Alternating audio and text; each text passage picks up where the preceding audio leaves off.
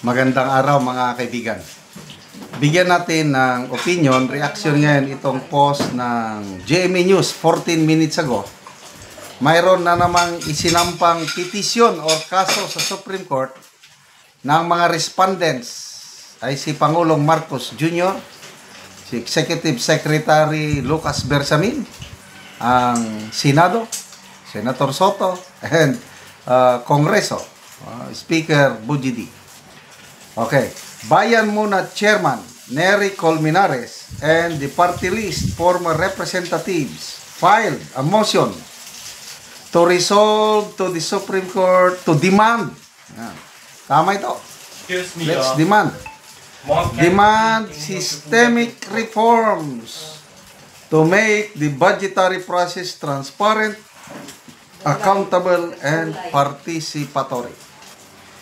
In relation to the ongoing investigations regarding the anomalous flood control projects, the petitioners also asserted that the same must be expanded to include ito. Kasi ang iniimbestigan lang yan, flood control. Eh, marami pang iba. Ako naniniwala, hindi lang flood control ang may kalokohan. Kasi lumalabas ngayon, DepEd. Oo. Imbes na magpatayo sila ng classroom, 22 lang ang napatayo sa isang taon itong nakakainis. Oh, farm to market road, military barracks and training facilities. Marami, halos lahat. Kaya ito, maganda itong petition na ito. Hindi lang flood control. Ano pa yung iba?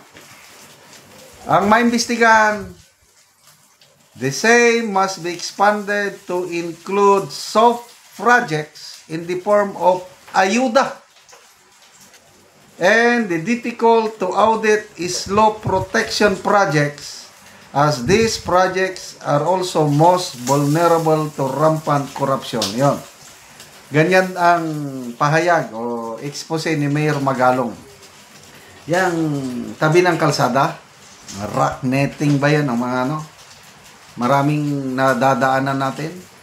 Ay, dyan daw, ang laki daw ng kickbacks according to Mayor Magalong. So ito ngayon yung petisyon na mag-expand ang investigasyon, wag lang yung mga flood control projects. Ito ba? The investigation must also include projects of all legislators. Ang galing! Including party list representatives in Luzon, Visayas, and Mindanao. Salamat po, Bayan Muna. Kahit tinatawag natin itong Bayan Muna ng Makabayan Black. Kalimutan muna natin yung color-color ngayon. Basta magkaisa tayo, labanan itong korupsyon. Kaya mabuti ito at may nagpapail ng petisyon, kasong ganito para mapilitan ang national government na ayusin. Kasi as of now, kanya-kanya tayong pananaw, opinion. Hindi ako kontento itong ginagawa ng ICI. Ano lang ito? Balat kayo pala ang buhay sa mundo, nakangiti kahit hindi totoo. Balat kayo. Magandang bulaklak ang siyang katulad mo, ngunit paglapit mo, sobrang baho. Kita medyo isinite yung, ito na yung copy ng petition. Motion to resolve. So medyo mahaba. So, history-wise, from Macapagal, kasi may panganak ako 1959. Macapagal administration up to now, ito na po yung administration na may pinakamaraming kaso na naisampa sa Korte Suprema. Yan po ang tatak bagong lipunan ng Pangulong Ferdinand Marcos Jr. Bagong Wala, hindi ko alam yung kanta nila eh.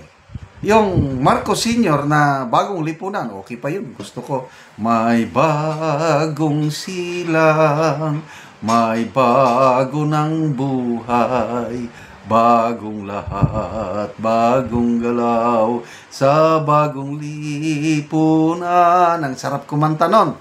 Tayong mga kaedad ko, di ba? And we sing it by heart. And nakatulong sa akin yun. Yung in-impart nila sa mga kabataan yung sense of nationalism, love of country, discipline. Yan po, yung bagong lipunan ng Marcos Sr. Ngayon, ano ba? Bagong Pilipinas o bagoong Pilipinas? Again, nakaka-inis, nakakadismaya, nakakagalit. Ang pag-asa ng bayan ay ang mga kabataan, di ba? Napag-alaman sa Senate hearing, ang laki, ang dami ng backlog nating classroom, 150,000 classroom ang kulang para makapag-aral ng maayos ang ating mga kabataan. Ang napatayo lang ng administrasyon ngayon, this year, 22 lang. Kumpara nung panahon ni PRRD, mga nakikita kong post, I hope it is true, 23,000. Sabi nila, konti lang ang diferensya. Kasi 22 versus 23, di ba? Kulang lang. Kaya ang kanila, by tens lang, 22. Yung kay PRRD, 23,000. Pinoy administration, post na nakikita ko, 14,000. Ngayon, for 3 years, hindi ko alam yung 23 and 24. Ito lang 2025. Kasi sinentralize nila ang pagpapatayo ng classroom. Hindi katulad nung panahon ng Pinoy administration, Duterte administration, bahala ang DepEd sa pagbid, paglahat.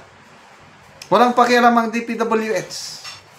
Kaya, concerned ang DPWH sa classroom, kaya apurahin nila. Ngayon, anong concern ng DPWH sa classroom? Wala. Inuna, sabi nga ni Secretary Angara, nawili sila sa flood control. Bakit nawili sa flood control? Alam nyo na. Classroom.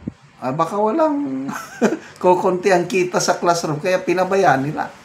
Pati military barracks and training facilities, pinabayaan din. Ganyan na. Kalala ang inefficiency ng gobyernong ito. Kaya yan, tatak, bagong Pilipinas. Salamat mga kaibigan sa inyong pagsubaybay sa ating channel. Nakakatulong kayo ng malaki sa tribong Talandig ng Bukidnon dahil ang income natin sa channel na ito is pantulong po sa tribo. Namimigay tayo ngayon ng mga libreng yero at pako para makapagpatayo itong tribo ng mas maayos na tirahan. Panoorin niyo ang video na ito. Mauna ni si Angkol ang matagaan og yero, patop na siya karon.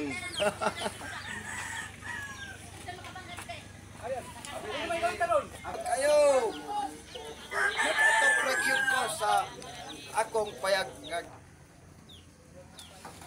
nakagbabalik.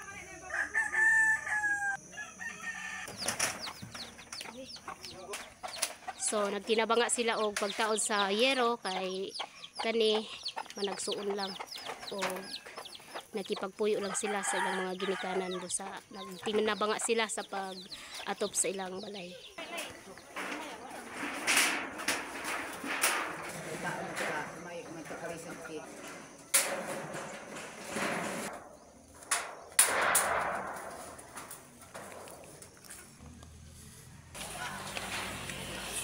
Yan ko na si iba Natapan ba?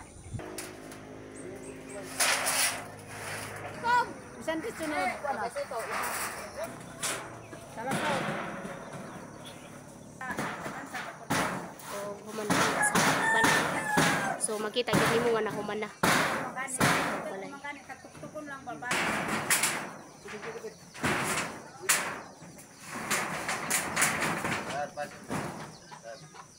O karon ko humanagyod ang balay nga ikuan unsa imong masulti ko nga natagaan ka giyero og plainsten pako. Salamat sa Ginoo nga nakabalay ra gyud ang akong anak. Oo, kay nakigloon lang ang Kaya imong anak. nakigloon lang sila sa ako. Og imo na siyang gitabangan ug aron lang makabalay. ako silang gitabangan nga aron makabalay. Ah, so salamat kay sa Ginoo nga nakabalay na gid sila. So dako kayo ang pagpasalamat ni Angkol nga nakabalay na ang iyang anak aron dili na makaluon. So salamat.